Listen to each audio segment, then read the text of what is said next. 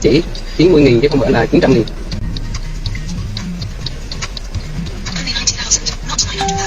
Yeah. Oh, Yeah. something smaller? Yeah. Bạn đưa như vậy là dư rồi. Hey. I understand. Yeah. Thank you. No, I can for you. This? Yeah, I can for you. No. This? No. Or this? Yeah. You change? Yeah. Okay. Yeah. 500. Hey. 50. Yeah. Okay, well. Well, I rather. Yeah.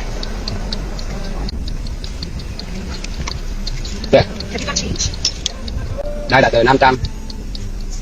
Yeah. Yeah. This is 500 now. Tôi chỉ có 90. Hey. Hi. I only have 90.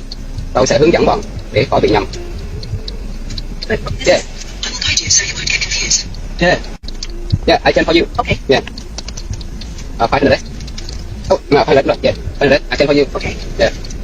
200. Yes. Yeah. Yes. Yeah. 200. Yeah. Yes. Yeah. 200 or 400. Yeah. 200. Yes. Yes. Okay. Yeah. Yeah. Okay. Hi. No. 50. 50. Yes. Small. Big. Big. Yeah. Okay. Yeah. Small. Big. Yes, Yeah. okay. Big Vietnam. Yes, Big. I understand. Yeah. Yeah. Be careful. Yeah, be careful. Yeah. Yes. Okay. Are we good? Yeah. Yeah. Okay. Yeah. Be careful. Big Vietnam. Can change